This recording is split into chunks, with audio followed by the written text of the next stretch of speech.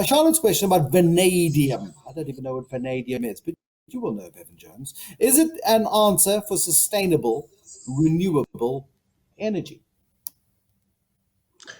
I think vanadium comes into its own in terms of, I think we're looking at redox batteries. So definitely on the battery storage side, people like Bushveld Minerals are doing very good work there. So I do think that is an opportunity for us.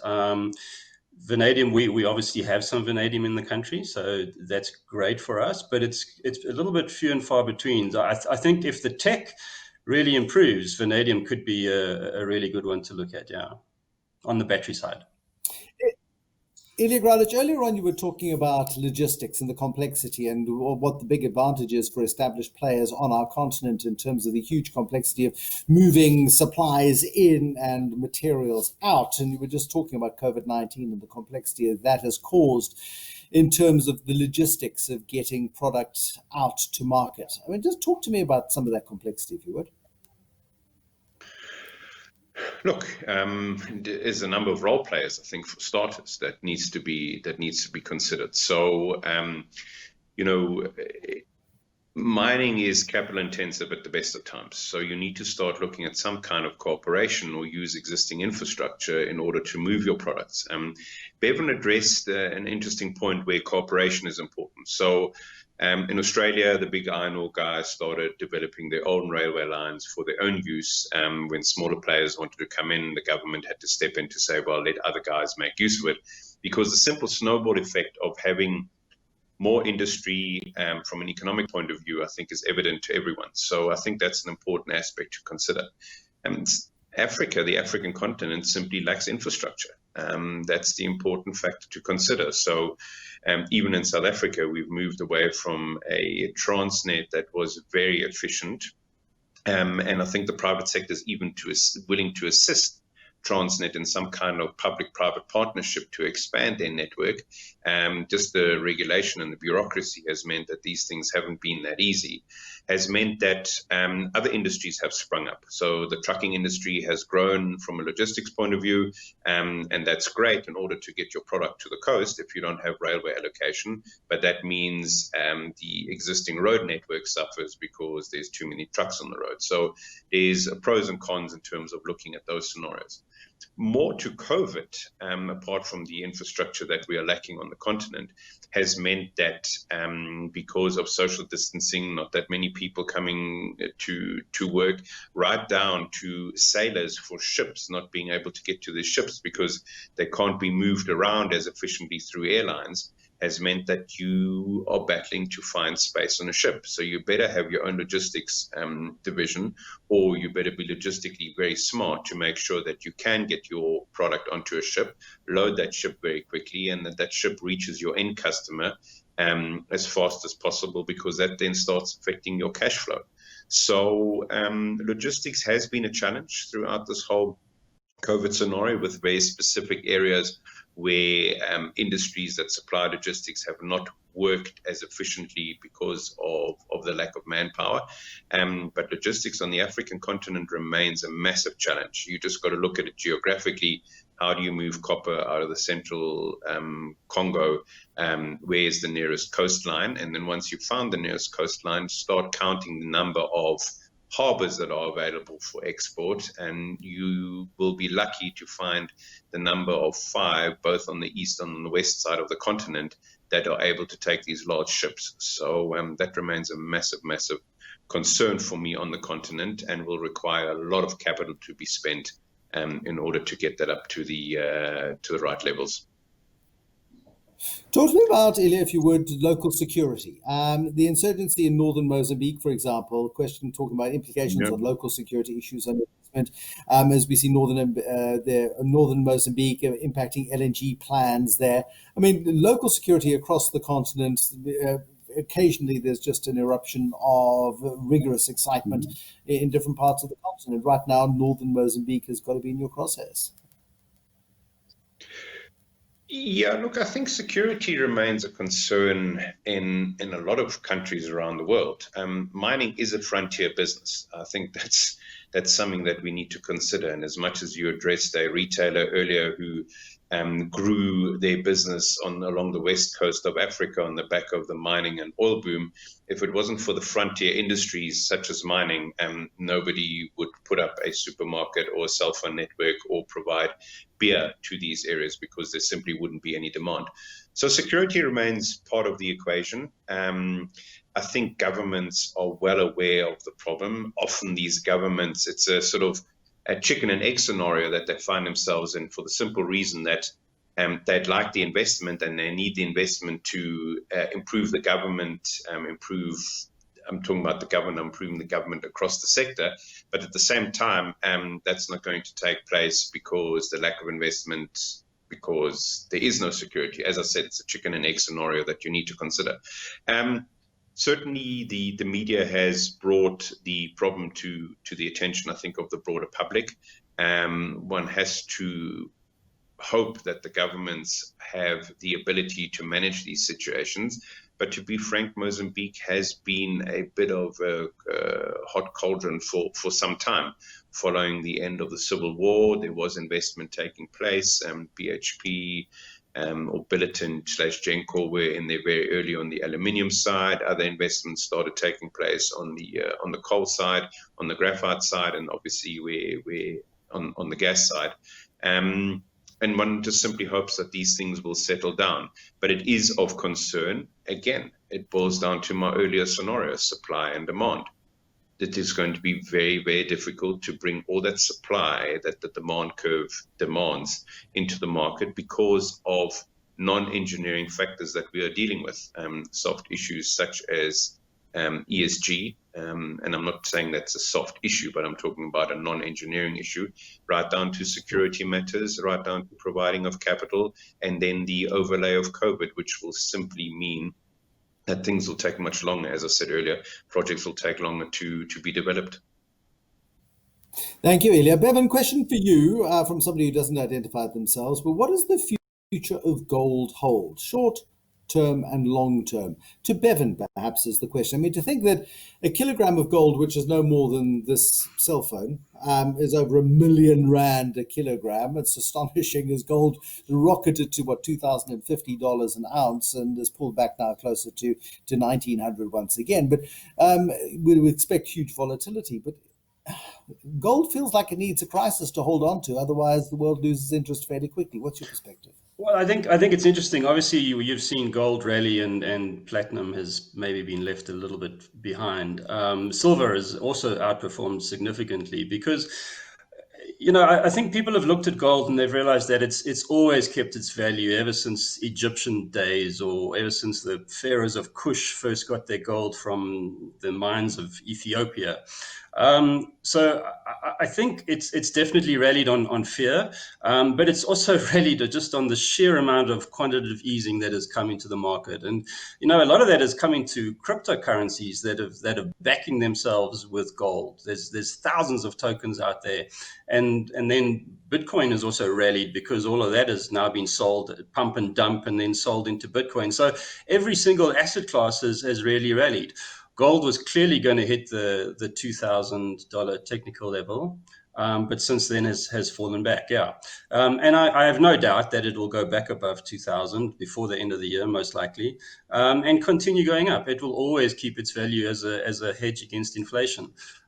Whether we actually get inflation in this new economic world that we're living in is another question. There are those that argue that inflation is dead. And if inflation is dead, which I don't believe for a moment, I just think it's in a deep slumber. But if inflation is dead, then gold surely is doomed, or not? I'm not sure. I think it's also in a deep slumber, and I think it's going to come back like a thief in the night.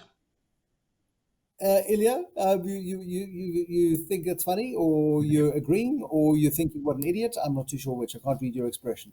No, I certainly don't think that. Maybe, no. No, I don't think. Look, there is right now. I think we're dealing with a very complex environment. But as young as I am, or as old as I am, I've also seen things revert back to the mean. And I think that's an important factor to consider. While we do have these outliers, the simple supply demands, the fundamentals of balancing itself out will come back to an extent. How long that will take, I don't know. Do I have gold in the portfolio? Yes. I mean, I worked in gold mining for a very long time. I still enjoy it. I still enjoy the metal. There is an allure to it, and I understand why people hold on to it in terms of a store of value. So I think that's a consideration to look at. Economic growth, basic economic fundamentals means that we will need some kind of inflation, or economic needs to be reinvented, and economic growth needs to take place without inflation. So I'm not too sure inflation is dead. What we have seen, though, just as much as we spoke about various different financing taking place for the mining industry, traditionally used to go to the equity market or the debt market. You now have traders coming in, you have private equity coming in.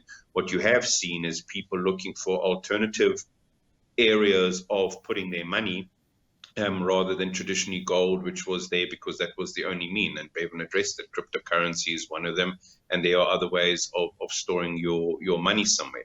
And then, of course, this world is 30, 40, 50 years older with an incredible amount of wealth. And that wealth simply keeps on growing. So the safe haven of a gold still is there, but you're not seeing the flood of capital going in there because they have other avenues open to themselves. Tawanda, give me a perspective as we wrap up then this session with Absa Insights. Give me a picture of the best possible future you see for the resources market. I think from my perspective, and I'll probably contextualize it from an African perspective. I think we did touch a bit on that. So, I mean, the price is the price, but there are four key fundamentals which one needs to look at in order to determine whether these projects or these investment opportunities really hold their own.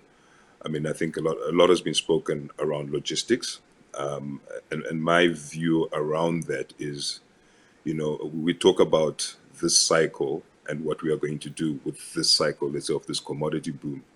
I think there's shining examples whereby you look at a Botswana, whereby they have used what they endowed in, which is diamonds, in order to build up the economy. And I think so we need to, in a sense, I think come up with a concrete plan and not just leave it always to the mining houses to deal with these logistical challenges. I think Africa has, as we said, well endowed in resource.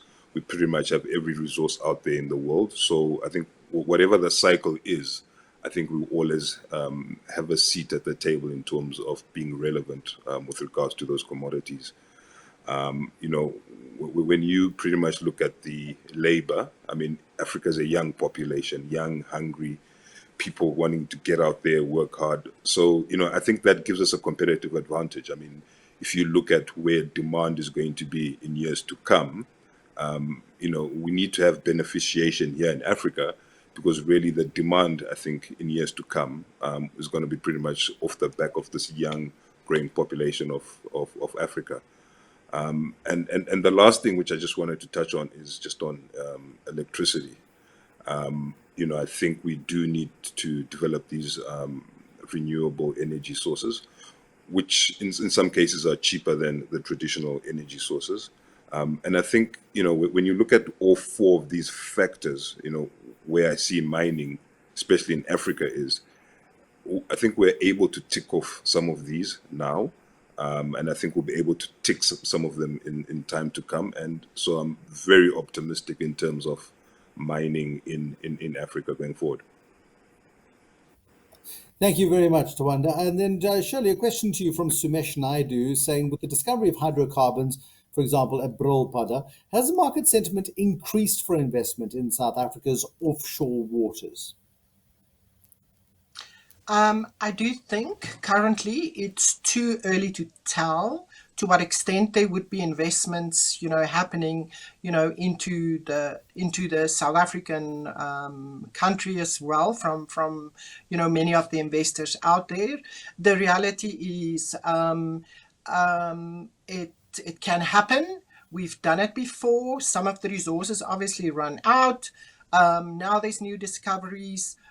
we need our government, our Department of Mineral Resources and Energy to work with the investors to make sure we do get those investments in, because otherwise South Africa is going to be left behind with many of the other discoveries that's out there. And that includes Mozambique, that includes Mauritania, Senegal, countries that is definitely sitting with a lot of gas reserves that we've seen as well. So I do think there's commitment needed from all shareholders for responsible development, of our natural resources, and it will lead to energy.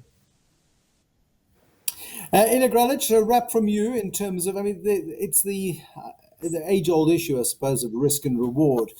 This continent is full of opportunities, and there are risks everywhere.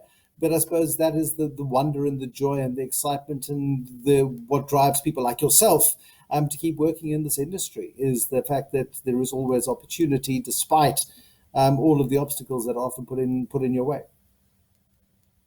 Yeah, and maybe naively, I believe in the goodness of mankind. I've certainly have had absolute nothing but pleasure working in some of the amazing destinations on this continent. Yes, they are far and exotic, and maybe the infrastructure is not what you expect to see, and it's certainly not a Santon when you go up there.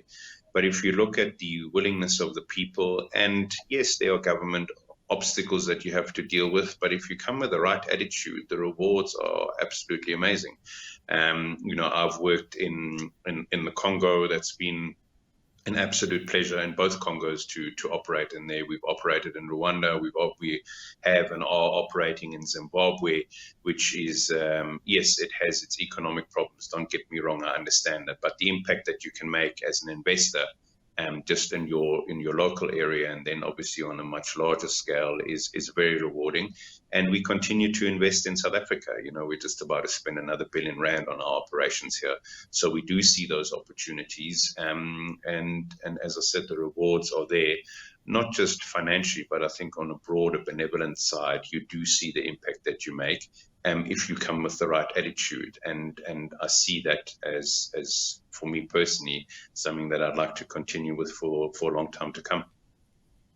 Bevan Jones, last word to you in terms of the opportunity set.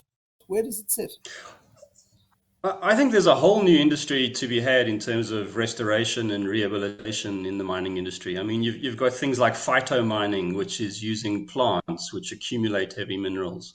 You can make compost with Eskom's fly ash in their big dumps, etc. So, we just need. I wish we could take the thinking that drives, say, tech stocks and apply that to mining and come up with whole new opportunities. Even whilst we're still going after our primary minerals, we should be doing both at the same time. I think the future is pretty bright.